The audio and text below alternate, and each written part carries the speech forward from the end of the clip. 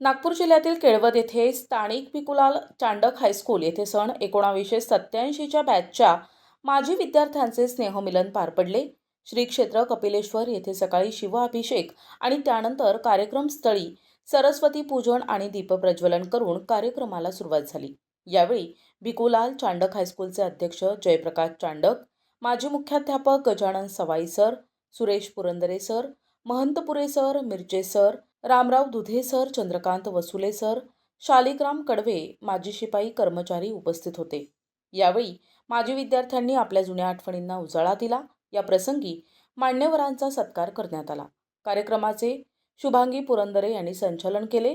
राजा चौरे, हरीशभाऊ चौधरी, रमेशभाऊ पावणकर, श्रीकांत पुरंदरे, दिलीपभाऊ ढोबळे, अरविंद धिरडे, अविनाश भोंगे, भैयाजी गोस्वामी, नामदेव गोहत्रे, ओमप्रकाश दुधे, गोविंद गांधी, सुरेश दातीर, श्रियाज शेख, राजूपाल, माधुरी मंगंदे, रत्ना राऊत, कुमुद गुजर आदींनी सहकार्य केले।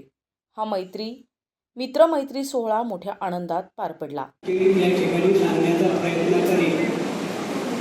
सर्वात महत्त्वाची गोष्ट ही आहे की आपण आता वयाच्या मानाने जे मोठे झालो आहोत तेव्हा आपलं पहिलं काम आहे की आपल्या मुलाबाळाकडे लक्ष देणं।